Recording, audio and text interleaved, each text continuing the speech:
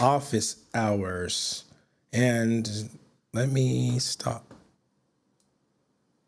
Let me get this.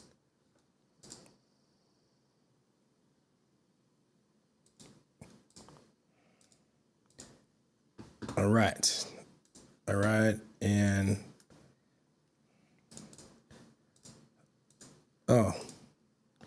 we back to old tricks. All right, you guys. It's Xavier, and this is another episode of Office Hours. We're going to get into helping you with mid-year audits. Can you guys believe it? We're already at the end of June, which means we've officially hit the midway point of the year. Pardon me. And now it's time for us to take a look at what's going on. And I understand this. Your funnel currently is working. Your new patient funnel is working, but probably not the way that you think. Let's go into it. Let's audit it. And let's do that before fall exposes those cracks. Right now, what's happening in a lot of our practices right now is a lot of people are going on vacation. Kids just got out of school within the last month. People are trying to get out of town. We're right before the 4th of July. And 4th of July is the real official start of the summer. Some people might debate that and say actually after Memorial Day that starts the summer, but really when people start to go out of town and when they start canceling appointments because they have plans that come up, camping trips are happening. RVs are getting gassed up. They're going across the country. Tickets are being bought. People are escaping to places like Hawaii and out of the country, and they're getting ready to go away, which means that you're going to have a lot of time to actually perfect the things that have not been perfected in your practice right now. Now is the best time for you to get in there and start doing the tweaks and the wrenching to make sure that your practice is performing at its best, so that when people start coming back and school's getting ready to start back up and they want to get their kids in and they want to get back to work, you might have teachers, educators, or different people that are getting ready to get back into the swing of things to prepare for the winter. They want to make sure that all the things are working. They want to make sure they're healthy. They want to make sure their minds are clear. And so we're going to talk about what that looks like for your integrative medicine practice or your neurofeedback practice. And what we're going to start talking about is these 3 things you can do to audit your funnel to make sure that they're doing the right thing. First and foremost, off the top, providing services and then getting feedback for the services that you provided. And it doesn't matter how long somebody's been with you, everybody appreciates the opportunity to express how their experience was. So you should be sending out feedback forms with every single patient that you see, or every single client that you see, right? You should be going in and taking a look or asking the vital question of, was the service provided up to your standard? Was the service provided up to your standard? And in that feedback, you should be making tweaks. So the first thing that we want to talk about is your top of funnel, or basically your first, what are you doing to entreat people to get new patients in the door, right? New patients, ideally referrals. But when somebody comes to you as a referral, you want them to experience that same white glove treatment that got you the referral in the first place. So is your opt-in aligned with your current services? If you're getting feedback, you may have tweaked some things along the way. You might have found a new process that works better. You might find that you don't want to take payment at the end of service. You want to take payment at the beginning of the service. You might find that some people are more receptive to you doing one thing better than the other. And in so doing, you may need to align your opt-in so that your opt-in, or in other words, when they go to book an appointment with you, you want to make sure that when they book an appointment, it matches what you're currently serving and how you're currently serving it. Right. It might be like you might have an intake form that you might want them to fill out. Using the Traffic Link app, all of our forms are HIPAA compliant. We can make sure that everything's in compliance. We make sure everything's data integrity is very important over here at the Traffic Link. And we want to make sure that everything is falling in line. So how do you go about getting somebody in the door? Generally speaking, you have a form that people fill out and they put down what they're experiencing, what they expect to get from the service, and maybe you can give them some guides and some what to expect, right? And that's the first thing that you need to address. Are you using quizzes? Are you using guides? What are you doing? Are you giving them educational material or educational videos to talk about the thing that they can do right now that's going to help them get from point A to point B, right? So what does that look like? It might be a quiz that comes in, and you want to tag them as a new patient. We talked about this in previous office hours where we walked through what that looks like. And to recap it, we'll go in now. I'll open up the Traffic Link app, and we'll take a look at what we've generated. So while I get that ready, I'm going to take a moment to see if anybody's checked in with us. Anybody checked in? And if there's any questions off the rip, now is a good time to get started. I don't see anything in the chat right now.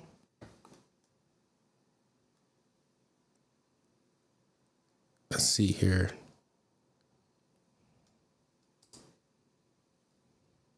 Let me pull this down. Okay, no.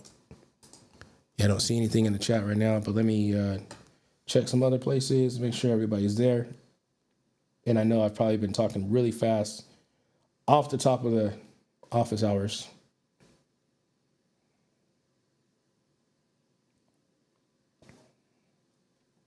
Turn it down.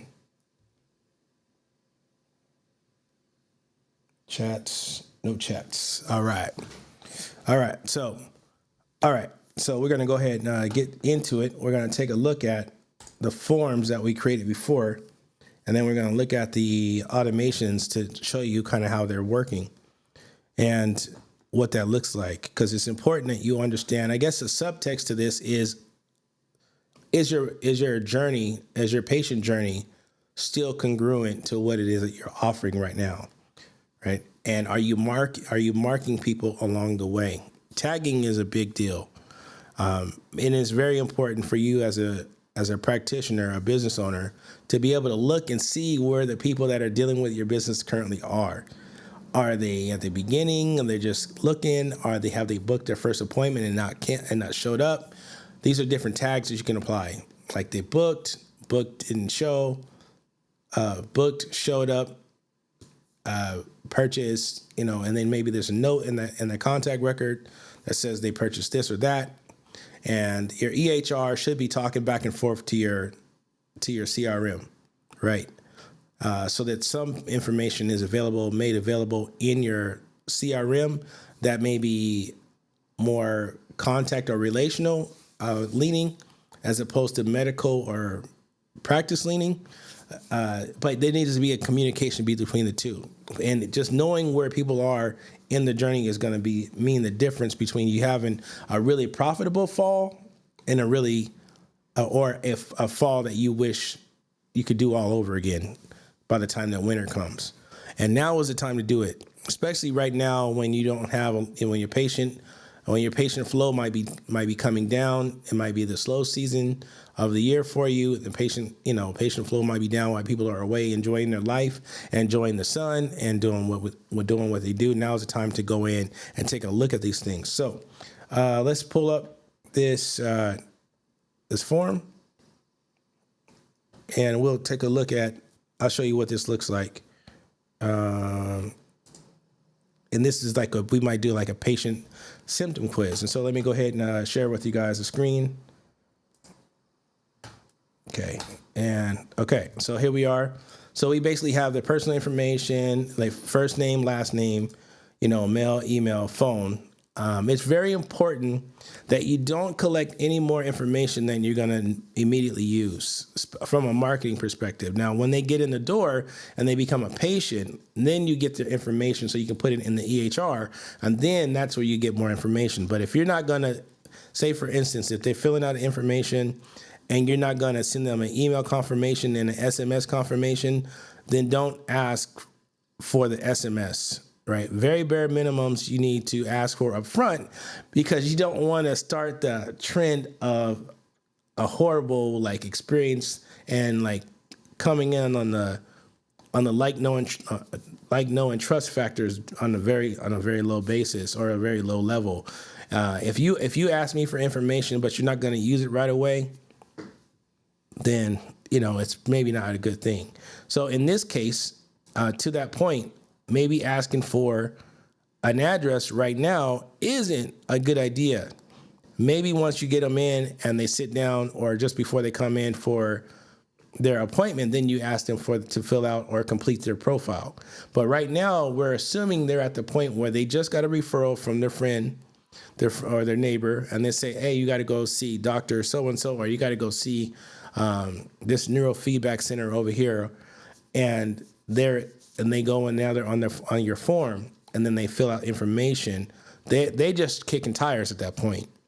And then once they book an appointment with you, maybe at that point you can ask for the address, or maybe not even ask for an address until they come in, because you can need the address for billing, right? So you need a place where you can charge the card. Now, if, for instance, if you require payment, like say, for instance, you're a neurofeedback center and you're requiring payment up front, or by credit card, by check, or some other means, then yes, then asking for a address would be right. That also goes into like data integrity. Never ask for more information than you're willing to use right now in the next 5 minutes from the time that they fill out the form, right? It's very important. Date of birth, right? Like that may be one that you might wait on as well, right? And then you might, like you have your symptoms that you're experiencing. Let me just show you guys what this looks like in real time. Let me hit the preview button so you can see. So, and this is what we're doing. This is what you should be looking at right now. Is your new patient funnel hitting these things? Is it doing these things right now? Or are there things that stand to be improved, right? So, for instance, like you got the name, first name, last name. You got, the gender. The gender might be, that's one that's subjective, because you want to know how to. So, like how I would use that is, you could do gender, male or female. Another one that you could potentially put in here that would be good is like, do you go by what's your pronouns? He, him, she, her, they, them. That may be another one to put in that's good. So that way when you send your confirmation to say, hey, thank you for joining, or thank you for inquiring and booking, or thank you for, contacting us, then you can address them by their pronouns, and you can address them you can give them content based on their gender, right? So there might be certain issues that and that may make date of birth valid as well as a good one to ask, because maybe you can quantify that if they were born in the 70s or in the early 80s, that they're in the age where there's certain health concerns that you need to be watching out for, specifically if you're a male, right? You might need to think about going and getting, what about, testosterone? What about, prostate? What about different things? And so you can build a nurture campaign based on the information that you provided them. So that may be relevant. But if you're not planning to do that, then don't ask for it. That's the main point. Everything you ask for should be immediately actionable. You should respond or put into place any piece of information that you're asking for right up front, right? So if they say hey, I have a headache, they have muscle fatigue or worry or anxiety, that may be nuanced content based on if you're a male or a female, based on how old you are, right? And if you're really good at it, maybe not even asking for the full address, but maybe asking just for the postal code. So then you know what area they live in. And you can say, okay, well, you live in this area. In this area, there's things that happen. We have to deal with seasonal depression up here in the Northwest, because in the fall time, people have a tendency to kind of get into their own head. It gets cold, it's gray, it's not as vibrant as it is in the summertime, and we have really vibrant summers. So it's easy to get really kind of a upper mood, but then you come into a season that's like completely different and separate. It's something to be concerned about. So that you might be able to use that information is what I'm trying to say. So, and then basically, how you hear about us? Walk in, Google, Facebook, other, right? Walk in or a friend, Google, Facebook, other. Then you hit this, and then you're off to the races. So when that comes in, they get submitted as a form on the back end. They're gonna get a tag. So on the back end, they're going to get a tag, and the tag is basically going to be able to let you know where they're currently at. So, for instance, let's go here. Let's see which ones we were most recently working on. New patient nurture, right? So on the back end, you're going to get a new patient nurture, and you're going to tag them as far as where they're at, right? So say for instance, somebody came in and you want to then give them a tag, you can tag them based on where they're at. So you can give them a tag, and we're going to add tag, new patient inquiry.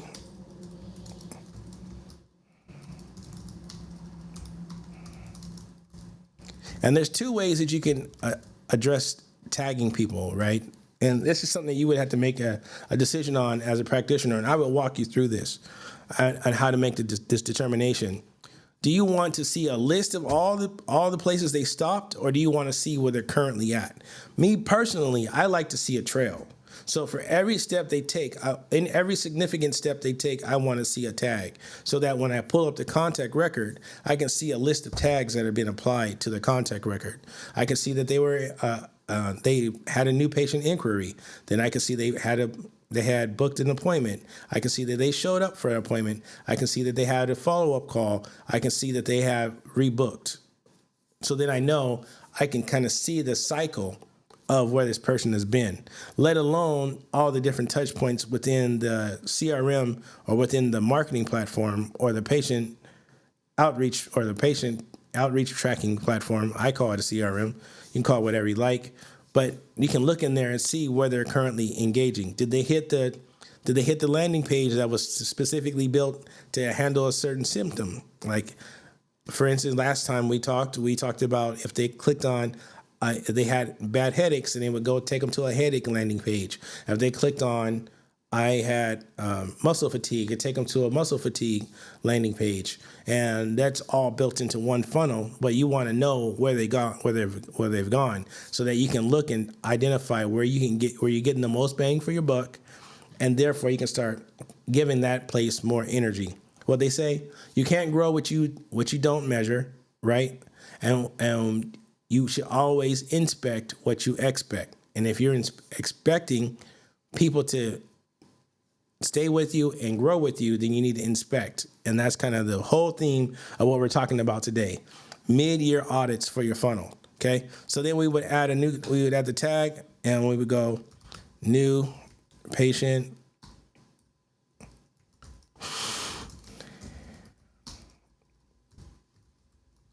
So I say a new patient inquiry, and they see it doesn't exist there, so we'd add that. Excuse me. So we have a new patient inquiry, and then you would hit that save, and then add tag new patient inquiry is there. So now when they go through it, you'll be able to tell. And then what we would do is we would go to create another. Let's hit save. And what we would do here is that we would create another one, and we'll say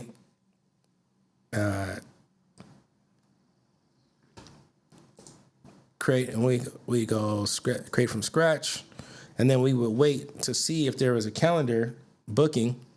So we would say the trigger would be appointment,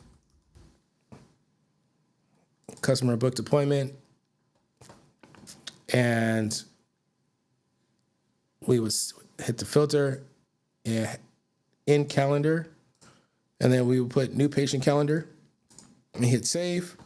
Then we would say,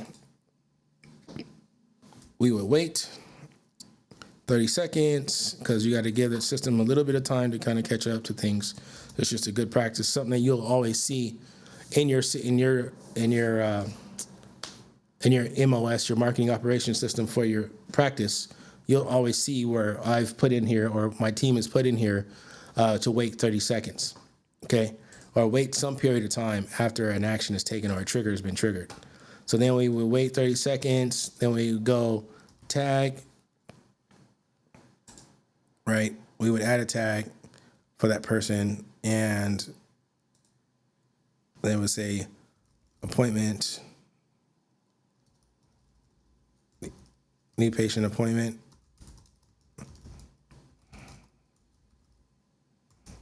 Right? So new patient, and we'd add that tag. Let me name it. New patient appointment booked. Okay. And hit save there. And then we would basically have that, we'd have that tagged. So that's one of the things you want to make sure you're doing. That's point one. We have 2 more points to get through. Where right now we're talking about top of funnel, lead capture, and entry point for entry point health.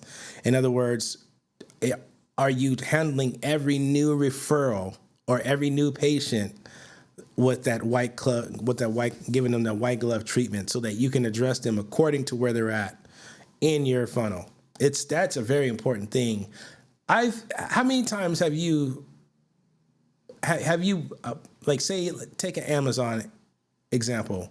Say, imagine if every time you went on Amazon, they said, buy XYZ thing. And you'd be like, I just bought XYZ thing. They're like, buy XYZ thing. I just bought XYZ thing. Why do you keep reminding me about the thing that I currently already bought? Why not suggest something new? Same thing with your patient, right? Say they went through and they filled out a form, a new patient inquiry form, and then they didn't book an appointment. Or I say they filled it out and then they booked an appointment. But every time you contact them, you keep on saying, hey, now's the time to book your first appointment. Now's the time to book your first appointment. The person in their head is going to be like, I've already booked my first appointment. Do you not know what's going on with your practice? And I don't know that I can trust somebody that isn't in touch with where their patients are, right? And that's just, it gets bad brand, it gets negative brand equity. You don't want that. So it's very important to tag people so you know where they're at. Okay, I think you guys get the point here. This is one of the things that you need to audit, and I understand that a lot of you guys are not technical in this way. But guess what? I think like this, and my brain just happens to be built in a way that's going to help you make more money and retain more clients. Another thing I would like to mention is, like, at this time, there's a lot of economic unrest. A lot of people are holding on to their dollars. And while healthcare is at the top of everybody's mind, you want to be able to treat people well in this time. And you want to be able to get those that you served in the past to come practice, especially during times of like economic unrest, or people start to wonder. We got, rumors of war going on. We have, interest rates at this and that, and it's just a lot going on right now in the world. And during those times, you need to rely on the people that you've already served in the past. It may be harder for you to get new patients, so lean into the people that you already have, right? That leads us in to point number 2 of the audit. It's the middle of the funnel, nurture and education. Are you actually nurturing, or just collect, or are you actually, or is your email list just collecting dust? Is your book of patients, are they active, or is it just collecting dust? Just as important as it is to get people into your list, it's just as important to maintain and keep your list active. If people are not active in your list, they will grow stale. They will start to believe that you don't exist anymore. Some people might have changed their email addresses. Some people might have changed practitioners. Whatever the case is, you want to make sure that you're nurturing the list in such a way that it would tell you who is currently in your list. right? And where they're currently at. So we're going to talk about what to do and how to make sure that you actually have people that are active on your list. And there's things you can build, that there's things that we have put in place that will allow you to track where people are currently at in your list. And I generally like to evaluate every 30, 60, and 90 days. If I have people that are currently on my nurture, but they don't ever open up an email, then they get marked as inactive. If they wait 90 days, we're going to send them a goodbye letter, right? Or we might send them something that says, hey, I just want to let you know that we're still interested in this. If you would like to come in for this appointment, all you have to do is just click this link and take a look at what we have to offer, right? If they click it, then they get put into active, and then it starts the whole cycle all over again. But if you get people that have been in your list for a long period of time, it's not just inconvenient or it's not just passive, it's actually detrimental. And what I mean by that is if people are not responding or interacting with emails that you send out, for instance, you're actually going to start to affect your ability to not only be delivered to people's primary inbox, but you're going to start to affect your ability to show up organically in search. And if you don't show up organically in search, guess what else you don't show up in? AI summaries. And AI summaries is all the rage right now. And anytime you go search for a commonly searched for term or a commonly searched for service, such as medical practitioner, if you're not active and you're not showing up in the search engine result pages, then you're really hurting yourself. Because when people say, who is my local integrative medical provider around, and you're not sending out or keeping your email list clean, it could have an effect on your ability to show up in those AI summaries, right? Or even show up on the search engine result pages. So it's more than just something that you should consider, and it would be cute if you had. It's actually something that's necessary, needed. Okay? You need to stay on top of these things. And I know you don't even think about these things. You're probably thinking right to yourself right now, X, I would have never thought that's a thing to be considered. I know. Because before I was in the position that I'm in now, I didn't think about it. But I like to align myself with people that are helping the world and helping the world the most. And keeping people healthy it falls into that category for me. My passion is to help you do better. If you do better, you can make more. That's my philosophy. So we're going to do that. We're doing that. Okay. So you need to make sure in your nurture sequences that you have 3 to 5 emails that address pain, trust, and urgency. Hey, nowadays, and you can make it seasonal. And the great thing about it is that because we are humans, we go through different things at different seasons. What to do to protect yourself from the sun during this time? Natural remedies that you can use instead of using the harmful banana boat UV spray, because it's full of carcinogens, right? And just even that would be helpful for people. Did you know that what you're rubbing on your skin is full of carcinogens? Did you know that every time you break out that aerosol spray and spray it on your skin, that you're actually causing your skin more damage? Like, those are good pieces of information that you can send out that will address pain. If you can help somebody feel better, then you automatically will up your trust factor. And because you're talking about seasonality, you're introducing urgency.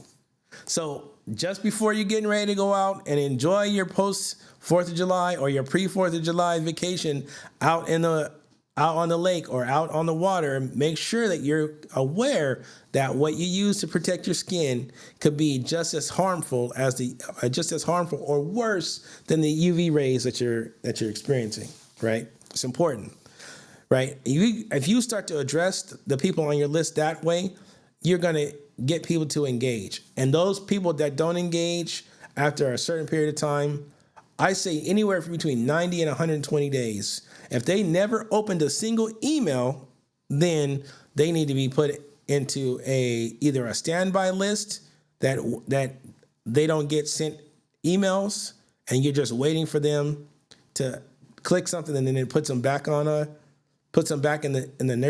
email list, or you just take them off the list altogether, and then when they come back, they can opt in again, and then they go from there. Because I guess in a real way, when you think about it, people are not coming to see most doctors every month, right? To maintain your health, maintenance health plan, you may be coming to see the doctor once a year, maybe twice a year, but so maybe you put them on a wait, right? And they wait for 6 months to 12 months. And if they don't activate in 6 to 12 months, then you take them off the list. So we're going to go into the Traffic Link app, and we're going to create a scenario like this so that you guys can see it. But before I do that, I have something in another account that is not the example of this account. And this is actually in the Traffic Link account where, it's in another account where we actually have wait stages that are tracking, or actually sitting in the background tracking activity. So if somebody has not been active, then we'll put them into a certain sequence of events, right? So that we can make sure that we keep everything, the list fresh, healthy, and moving in the right direction. So, all right, I'm gonna pull that up, and right now I'm just checking to see any comments. To see we have one person that's on with us right now. Say something in the chat. I'm very approachable. I'm very approachable. I think I have a good amount of charisma, and I'm here to answer questions. I don't want to just be preaching. While that makes good for clip downs later, I want to be I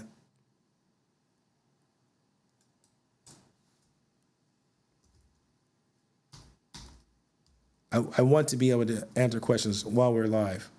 Your question could help the next person.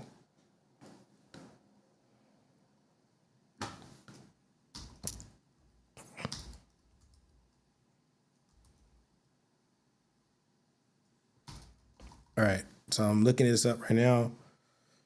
Any questions?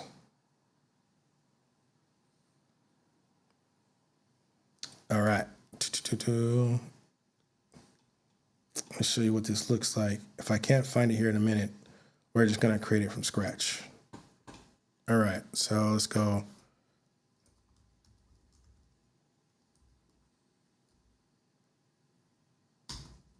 Let me check in my helpers.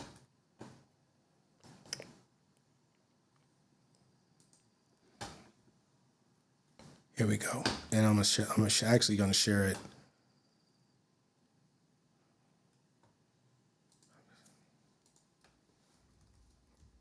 Yeah, I'm going to send it over.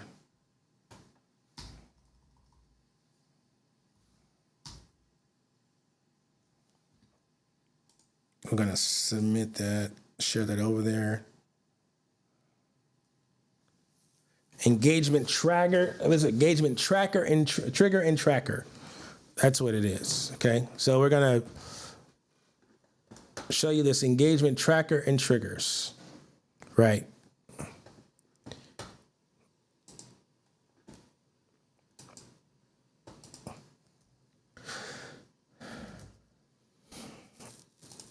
Yeah.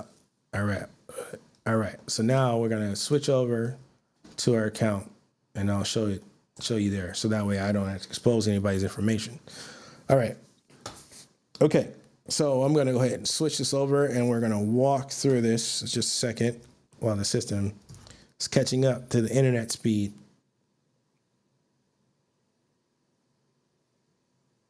Oh, man. All right. Okay.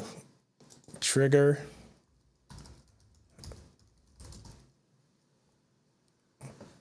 All right, here we go. All right, so here we go. We're going to switch it over now so I can share screen. All right, so here we are in the engagement tracker and trigger, right? First thing we want to do is look at what triggers this engagement, okay? When a new contact comes in, right, however they come in, you can see that there's a number of different ways they can come into this trigger. So if they opened, if they replied on Facebook, if they replied in SMS, if they replied on IG, if they email, if they clicked on anything, right? You can even put in here like we might put in here email events, and we're gonna name it email events opened.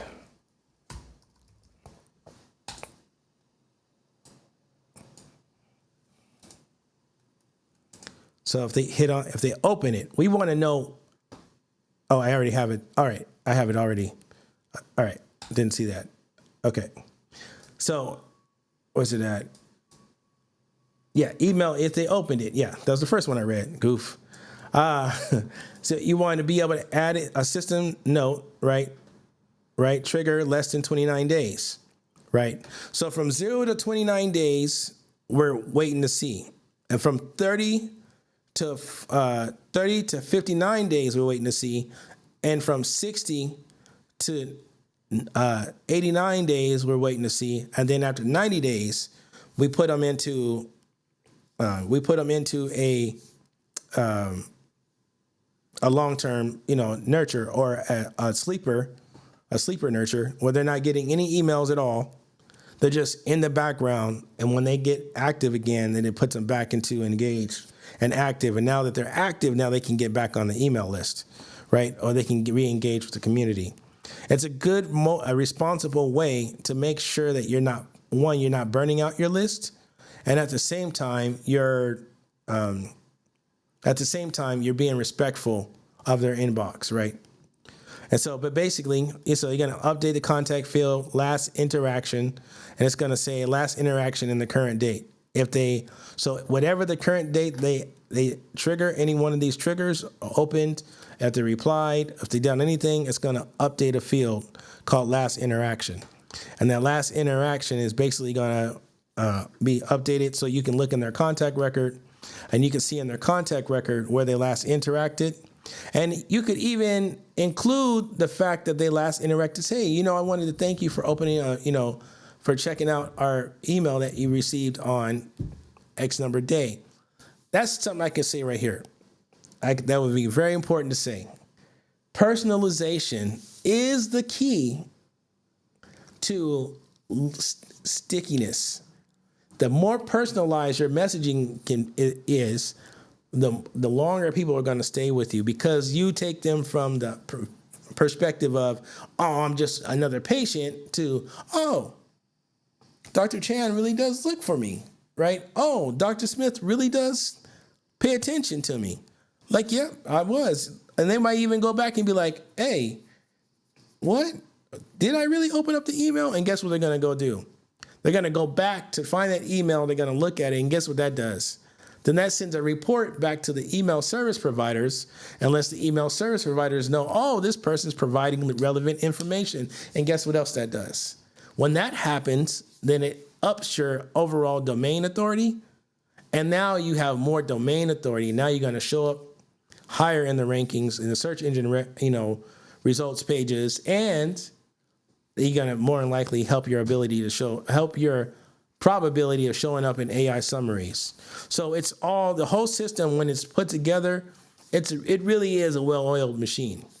When it really is humming on everything, everything's in place the way it needs to be in place, you're doing yourself more good. It's almost invaluable. And I don't mean to say that from a biased place, but it really is. When everything is in place and you're using all the best practices, it's just like anything else. If you follow the principles, you would get the expected result. And what I'm giving you guys are principles, and they will help you get the expected result, right? And that is patient longevity, right? Lifetime value goes up, referrals go up, you thrive, you're happier. When you're happier, you provide better service.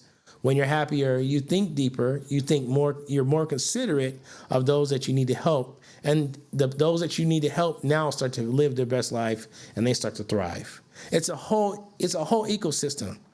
And it really does start with having good foundations in your business. And I want to help you with that. Okay. So now I showed you like basically how to trigger the trigger engagement, right? And so there's a couple of things you can remove from workflows, send to workflow, remove from workflow, send to workflow tracker. You can wait 15 minutes and then add to a workflow. You can add them to a workflow so that if they get back engaged again, you can add them back to the nurture workflow. Okay. So do I have it in here?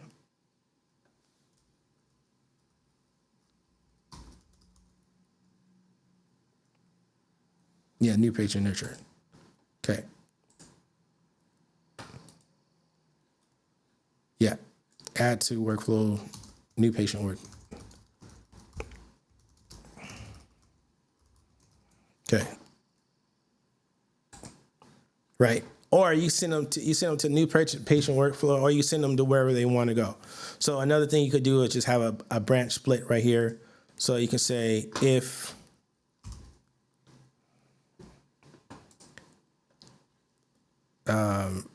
and you can go form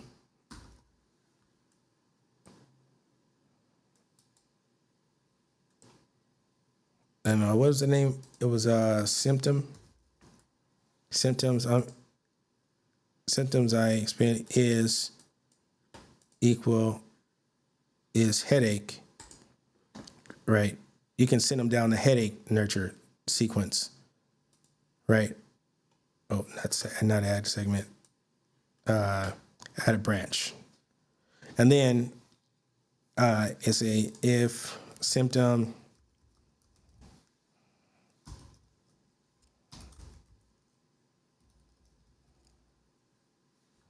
contact details, symptom my experience is muscle fatigue.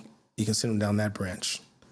And you add the last one is symptom or contact details. And then symptom is, experience is worry, anxiety about aging. Send them down that track. Okay. And let's name the branches. Symptom.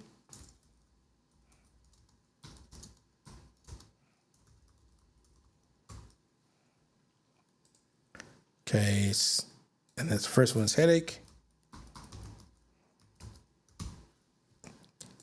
Middle one is muscle fatigue. And see, I'm doing it again, fatigue. I want to do that all the time. And then worry, anxiety. Okay, and then you hit save. Right, so now you have branching, right? And you can actually move this. This is when I click those three dots and move that. Move action to here. And say copy action, and you can copy the action here. And copy action, copy here, and copy action, and move it here. Okay. So this would be on the background, and I might change this from new patient to another. I would create another. Actually, in this, I can leave that one as new patient. I would change this one. I would create another workflow just for headaches. And then I would create another workflow here for muscle fatigue. And this is nurture work. These are nurture sequences just for those things, right? Maybe 3 to 5 emails or to begin with, and maybe up to 90 days worth. So that will be 12 emails total. So if you're sending one every week around headaches until they book an appointment, then they would get out of the nurture sequence, because now they get into a different thing, and you can put them into a retargeting nurture sequence so that you can get them in for another appointment later on down the road. Okay. So anyhow, that's how that would go. All right. So that would show you that's how the engagement trigger works. So now we would look at the engagement tracker.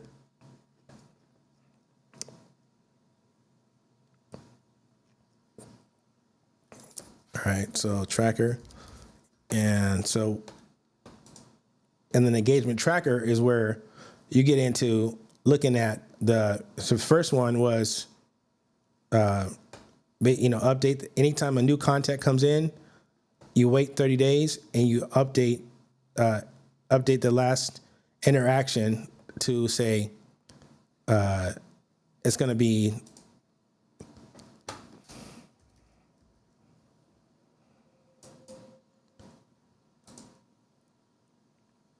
to say current date, right? And then you go to tag is going to be inactive. They're going to remove the tag active. And then you're going to wait 10 minutes or wait 1 minute.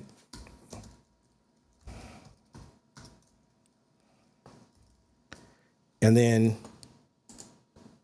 from there, you would basically, is it between 30 to 59 days? Is it between 60, 89 days? Between 90, 91 days? Is after 91 days, right? Add the tag inactive. And then what you would go here is and this is where you would put a contact to sleep. And the way you put the contact to sleep is you would go to remove, let's just say not remove from workflow.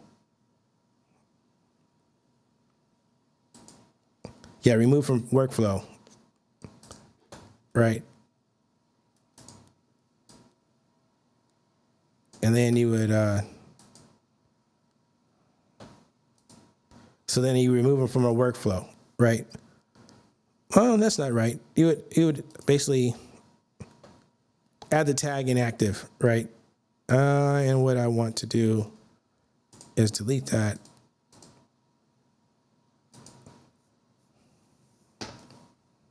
He would actually add them to a workflow. Or you would add or remove them to a workflow. And then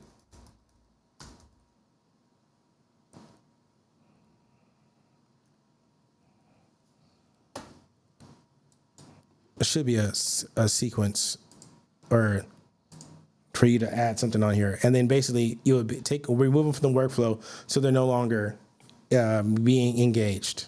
Okay.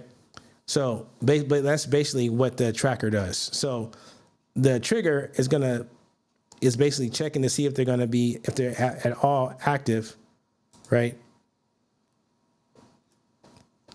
And if they are at all active, then they'll stay within that less than 30 days. But if they get beyond 30 days of activity, they didn't do any one of those last triggers, then you see they're going to have a last interaction or walkthrough. And actually, I think what we would need to do is we can just delete this. We don't need that to be there. Actually, oh, you know what? It does need to be. It's the last interaction. We want to update it with nothing, right? Okay, so then we hit save. Oh, no, we would. Yeah, we could just get rid of that. Confirm, and then we would just get rid of this whole. We delete that action. So then there you go. Okay, because you're going to be updating it later on anyway. So that's what that is. Okay. Right on. All right. So that's it. That's it, you guys. That's how you do that. All right. So the last thing and the final thing, and then we're going to get up out of here. So we're going on about an hour. We're doing pretty good on time. Bottom of the funnel, wait. So after we've done that, we know where they're at. Do people know what the next step is? We're going to talk about the bottom of the funnel, conversion and follow-up. So that if you know that people are currently active and you know they've gone, they've been tracking their activity, then we're going to look at it and we're going to determine what we need to do next with that particular contact, right? With that next particular patient, right? Do people know what the next step is? And I got to say, out of all the things that I've observed with medical professions, there's not a conversation oftentimes, especially with things that are more maintenance based, right? They don't really tell you like what you should be doing next, or things that you could be doing next, right? So for instance, if you came in for a wellness check, right, it's the beginning of summer, are they telling you what you should be looking forward to the next time, right? There's so much more that can be done in the giving people advice or giving them ideas, even more so than advice or recommendations. Just giving them recommendations or like what to do next. There's so much you can do in that space that can affect your bottom line. It can affect what your fall is going to look like in a real way, right? So think about it. Somebody comes in, they come in for their beginning of the summer checkup. That fall's coming. What should they be looking forward to getting done in the fall? Should they come in and come in to get something checked out? Think talking specifically to you guys in the neurofeedback space.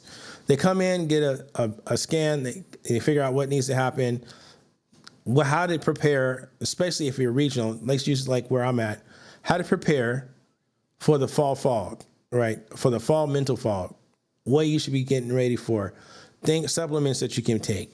Here's a treatment plan that's going to get you through the summer to make your reintegration back into the fall and winter a lot smoother, so you can stay more sharp. So the next year, this time, you're going to be in a much better place. These are things you can get done, right?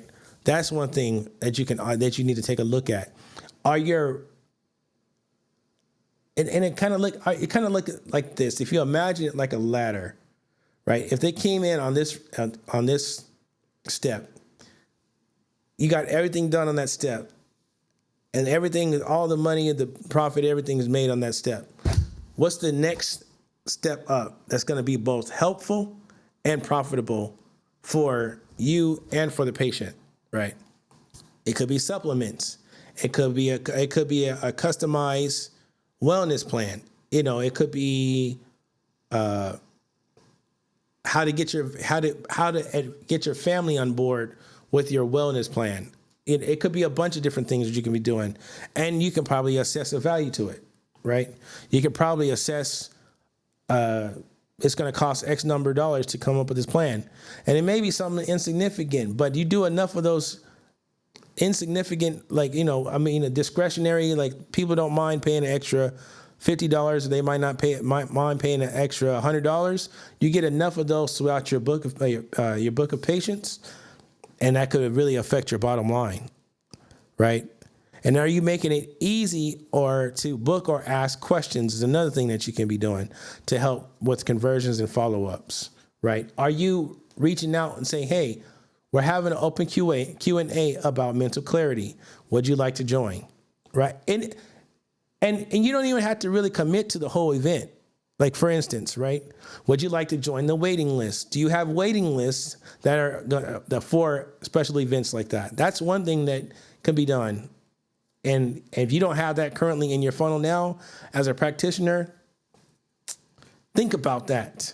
Think about that and what kind of effect that can have on a bottom line, right? Because if you start to understand that people are willing to wait in line to get a specific treatment or to answer a specific symptom, then maybe there's an opportunity for you to go deep in that area and provide that a more in-depth service in that area, especially for you guys that are like in the integrative medicine, right? If you finding more people are starting to get curious about natural or naturopathic remedies, over medical or traditional medicine in the U.S., then maybe by saying, hey, we're going to host a Q&A session, you can uncover more things that you can actually serve. And if you serve more, you can make more, right?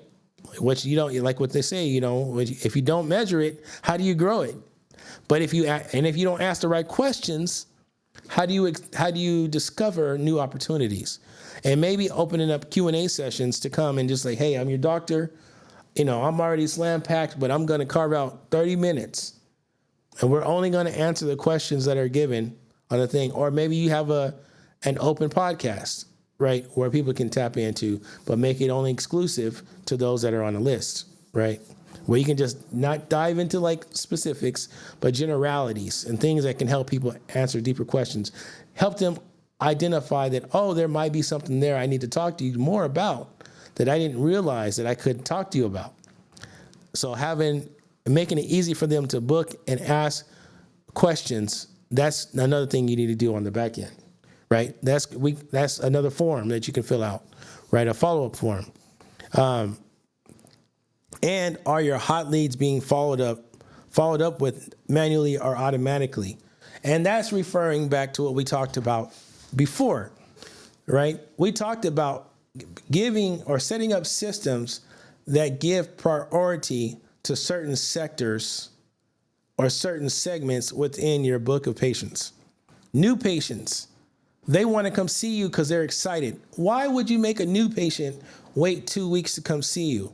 Why not just set aside a certain time in the week between like 8 and 12 o'clock in the morning for new patients, or whatever that sweet spot is? It might be 10 and 2, right? It might even be 12 and 4. But why not set aside a certain slot for new patients that came in from referrals? And if you think that we can't do that, we can't structure a system that gives them that priority, I would challenge you to think again. And I would challenge you to go to chatwithxavier.com. Let's talk about it, because I guarantee you we can do that. We can give priority to certain sectors of people so that they are more like on a hot leads list, right? Or they're on a hot, these people are brand new, they're excited, they want to come work with you. They've heard all the good things that you've done for them, for their friends, and now they want to be a part of the family. Why not set aside a time or a couple of times throughout the week that are just for new patients? Why not do that? Because you don't want to make them wait in a long line with other people. Now, granted, you might be overbooked, right? You might truly be oversubscribed, and you may not actually have time to book somebody within the first 2 weeks because even your priority list has grown beyond. But what other opportunities does that present for you as a business owner, practitioner, right? Service provider. You're a business owner, right? You're not. It's more than just your skill set, right? But if you got a long line of people that want to see you, maybe it's time to introduce your people or start bringing another practitioner in as a partner. And maybe it's time for you guys to start showing up on social media. It starts to make you think like, okay, what else could I do? Because now I'm truly oversubscribed, but maybe I can give people an opportunity to start booking with my partners. Or maybe I can start recommending other people in my practice that are just as good, but maybe they're not the face of the company. Or maybe you start to elevate the people that are not the face of the practice, start to elevate them up and help giving them the opportunity to create their own content, right? And maybe giving them the opportunity to start showing up so people can get used to them, right? We see that all the time, right? When you get to a certain level of leadership, you bring people with you, right? When you get to a certain level of leadership, you bring people with you, and you introduce the people that you currently have engendered trust with to your crew. Okay? And we would do that just by leveraging tags, scoring logic. Oh, let me show you. So, for instance, if you're asking, if you get to a point where you're asking questions, specific questions, one thing I didn't show you is that, let's say we're going to do a follow-up form, right? I'm gonna go through a little follow-up form scenario. We're gonna create one from scratch, okay? And I'm gonna show you what we can do for your practice in that regard. Okay, so we say we go to form builders. We're gonna go in and we're gonna create a new one.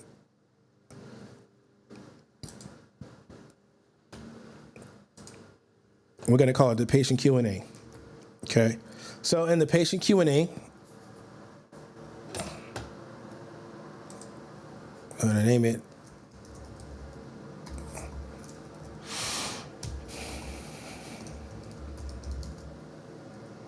come on, type right.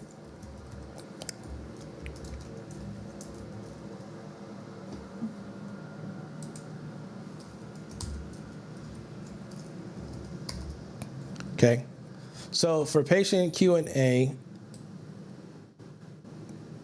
we're going to, first of all, another principle when dealing with systems is never ask people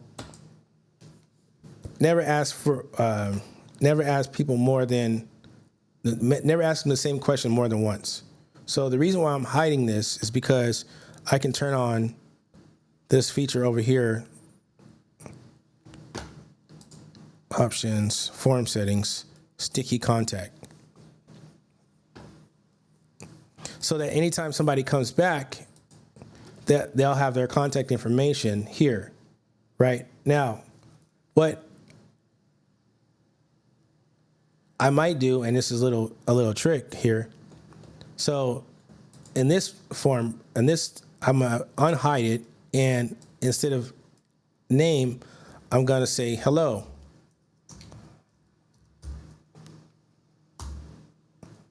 Right? And then the placeholder is gonna say first name. But I know because I have sticky contact on, I can hide the last name, I can hide the phone,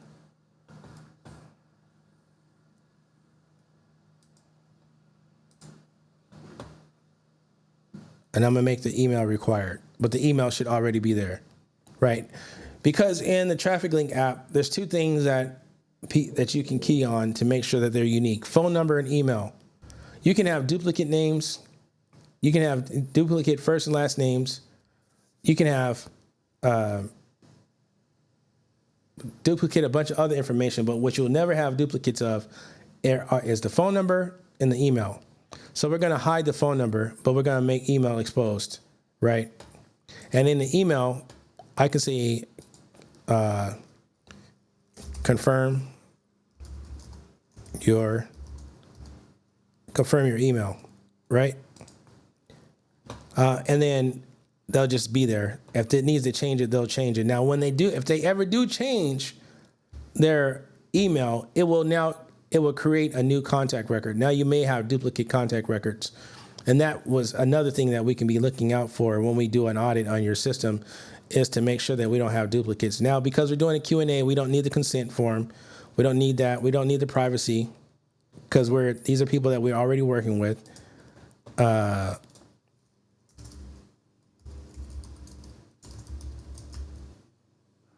Okay. Now we're going to create another custom field, and we're going to make it a drop. We're going to make it a drop down single, right? Say they're a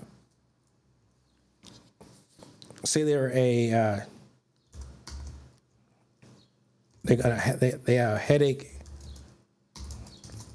questions, right? Because they're a headache. They identify themselves as a headache person, or maybe they're anxiety. Probably a better way to do it. Say they're anxiety. I'm only going to show you what I'm demonstrating is how we can score. We can add scores to certain results, so that way you can see, okay, this person. I'm getting a lot of questions about anxiety. I'm getting a lot of questions about anxiety and aging, right? You can do things like that. And then we're going to just put it on in the quizzes. And we're going to say we want to say anxiety about aging. raising kids.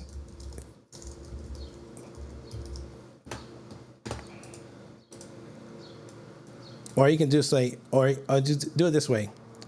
Anxiety, extremely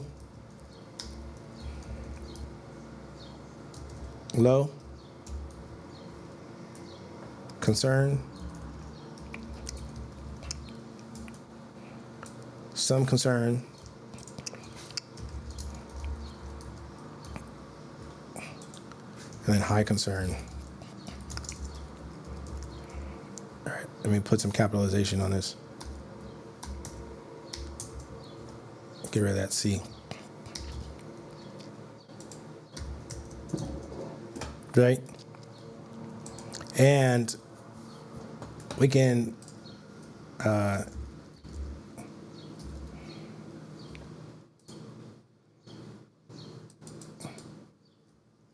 did I just do with it?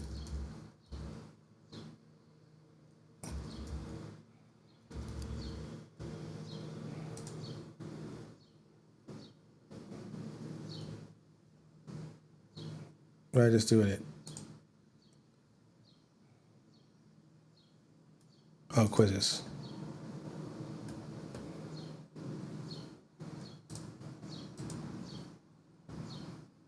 Did y'all see what I just did with that? You said, okay, I'm gonna do it again because you see how my mind works. Y'all, some of y'all need to call me. I need to come sit in one of those neurofeedback chairs. No, and that's no joke. But here we go.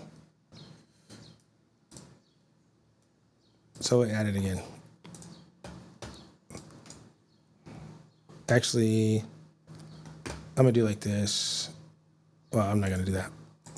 That takes away from it. I swear I just called it anxiety, didn't I?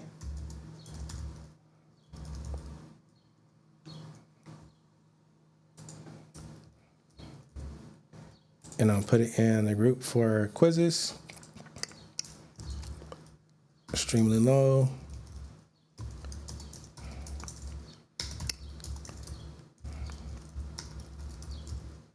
Still got somebody rocking with you. Hey, if you have questions, I am monitoring the comments. So,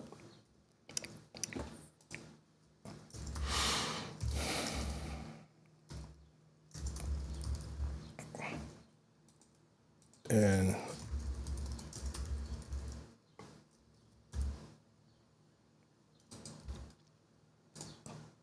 okay, and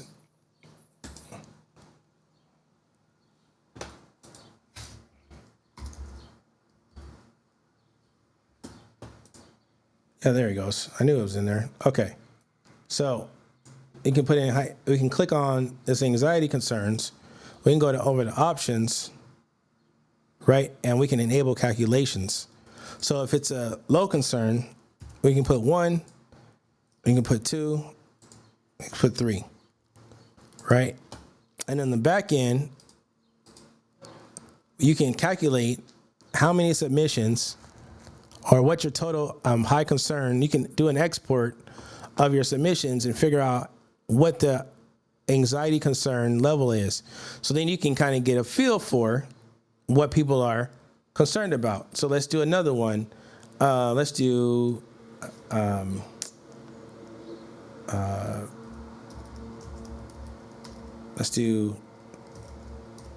we can do a physical comfort.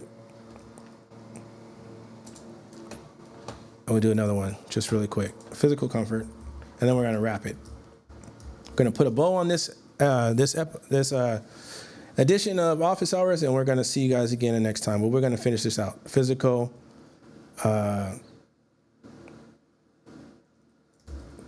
comfort, or I don't know what you would call it. I'm the technical guy. We're going to put it under quizzes, and we're going to go no pain,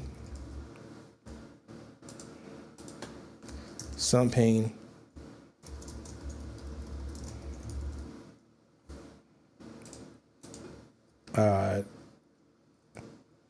some pain, extreme, constant pain, like that. Okay? and then we can assign that to the same thing. So physical comfort, put that here, and we can do the same thing. Go to options, enable a value, and we're going to put 2, 4, 6.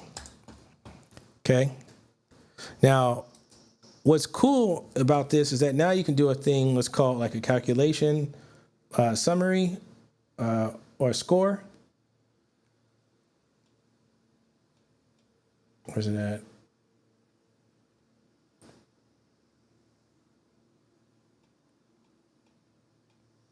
Score. Now, you can add that score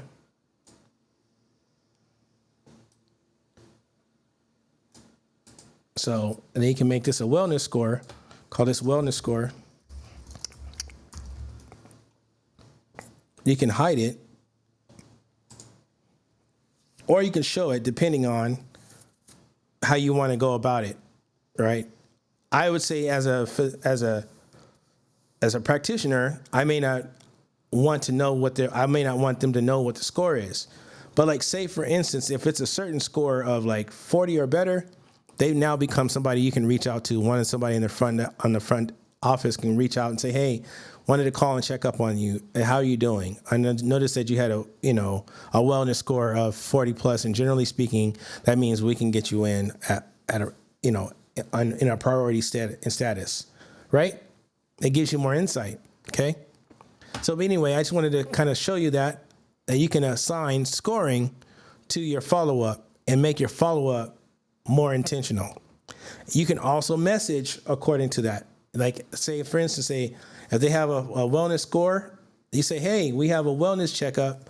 We're running a summer wellness checkup special, or a summer wellness checkup priority list. We would like to invite you to join the priority list. You can do it in a way that's really smooth.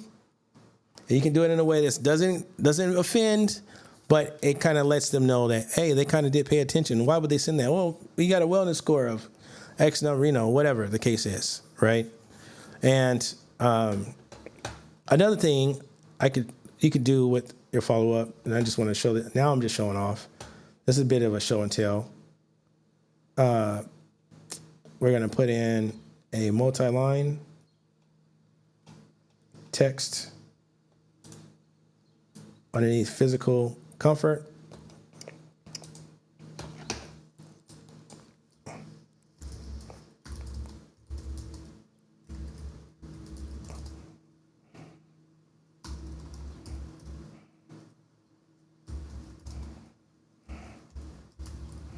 Okay, and what we can do here is we can make that hidden. We can go over here to logic. We can go show hide. If physical comfort is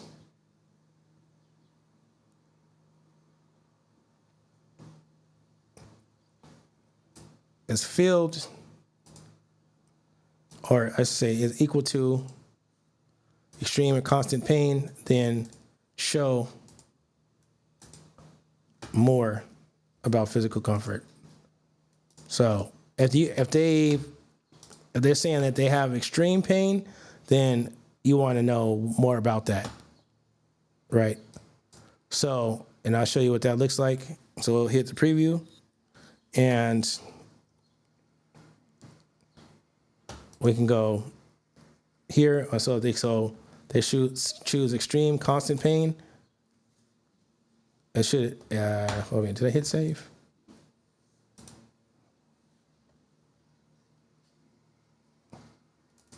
Let me edit.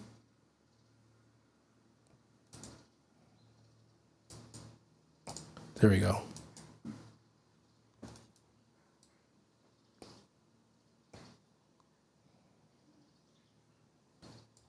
All right, so hit save here, and then we'll hit the refresh here. So if they select that, now you get this, okay? Nothing special, but it's just a nice little touch, okay? Anyway, the point is we can make the system perform at a level that's going to get you the most out of your book of patients. That's the main thing. So, really quick, I just want to say that a working funnel or a working patient intake process, it shouldn't be just about what your website looks like. It shouldn't be about just the aesthetics. If the aesthetics are not met with good functionality, it's really not good for you. But if it does, then it pays for itself. Okay? So you got to look at it from a perspective of treating people with that good white glove treatment from the time that they come in as a referral all the way through to the end. And you make referrals by giving every patient white glove treatment. That's how you build the system. If you do well and follow principles, it's like what they say, a rising tide floats all boats. So with that, I'm already over time, like 15 minutes-ish. I'm going to go ahead and close this out. Thank you all for joining today for office hours. I hope you got some value out of this. I know you did. It was helpful for me. I know it was helpful for you. I will see you guys on the next one. Again, I'm here to help those that help others in the best way possible, which is in their health, their wealth, mental stability, and overall just happiness and enjoyment so that we can live life more abundantly. Again, I'm Xavier. You can find me on most all socials at the traffic link. I'm out. I will talk to you guys later. All right. Oh, you know what? I didn't even transition over to show you guys none of this. Okay. This is the form we created. Let me go through it real quick. Okay. So this is the form we created. Okay. The lead form or the follow-up form. All right. And this is what I was showing you. No pain, some pain, extreme constant pain. You get a thing, right? You also can assign a score to certain questions by going options. Boom. You guys, I'm still getting good at this, at being on live on YouTube, but I mess up often. So, but basically, this is the gist of it. This is what we created today. This is what we talked about. Thank you guys for joining. I will catch you guys in the next office hours. Let me transition back so I can say my final farewell. All right. Have a good one. Catch you guys later.